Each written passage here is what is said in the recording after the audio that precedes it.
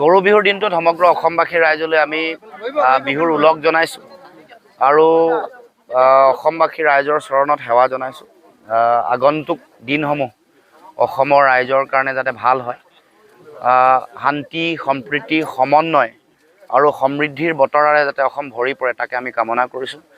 অসমীয়া নৱবৰ্ষ আহি আছে, অহা কাইলৈ মানুহৰ বিহু, গতিকে আশা ৰাখিছোঁ নতুন বছৰ অসমৰ সমাজ আৰু জাতীয় জীৱনৰ কাৰণে এটা আশাৰ বছৰ হ'ব, আমাৰ স্বাভিমান প্ৰতিষ্ঠাৰ বছৰ হ'ব।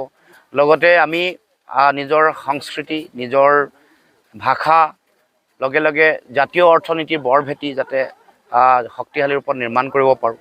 আমাৰ ৰাজনৈতিক অধিকাৰ বা আমাৰ অধিকাৰ বা আমাৰ মাটি ভেটি ৰক্ষাৰ কাৰণে আমি সকলোৱে অসমৰ সমাজ জীৱনে যি ধৰণে আমি সংগ্ৰাম কৰি আছোঁ, যুঁজি আছোঁ, সেই যুঁজে এক নতুন ৰূপ পাব, পূৰ্ণতা পাব, তাকে আমি কামনা কৰিছোঁ। আজি এই অঞ্চলৰ ৰাইজে অতি সৰ্বাংগ সুন্দৰকৈ গৰু বিহুৰ পৰম্পৰা ঐতিহ্য ৰক্ষা কৰিবৰ কাৰণে তেওঁলোকে সকলো ৰাইজ ওলাই আহিছে। আৰু সংস্কৃতি আমাৰ পৰিচয়, সংস্কৃতিয়ে এটা জাতিক জাতীয় স্বাভিমান আৰু যিটো স্বকীয়তা তাক শক্তিশালী ৰূপত ধৰি ৰাখে। গতিকে আমি আশা ৰাখিছোঁ অসমৰ প্ৰতিটো জাতি জনগোষ্ঠীয়ে নিজৰ লোক সংস্কৃতি নিজৰ পৰম্পৰা নিজৰ ঐতিহ্য যাতে ধৰি ৰাখে, কাৰণ আমাৰ সকলো জাতি জনগোষ্ঠীয়ে নিজা নিজা এটা শক্তিশালী চহকী সাংস্কৃতিক ঐতিহ্য পৰম্পৰা আছে। গতিকে আমি আশা ৰাখিম এই খোৱাংবাসী ৰাইজেও ইতিমধ্যে ধৰি ৰাখিছে, আপোনালোকে নিজেই দেখিছে।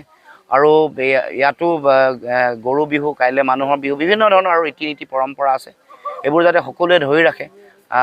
সংস্কৃতি থাকিলেহে জাতি থাকিব, সংস্কৃতিয়ে আমাৰ জাতীয় স্বাভিমান আৰু জাতীয় পৰিচয় ধৰি ৰাখিছে।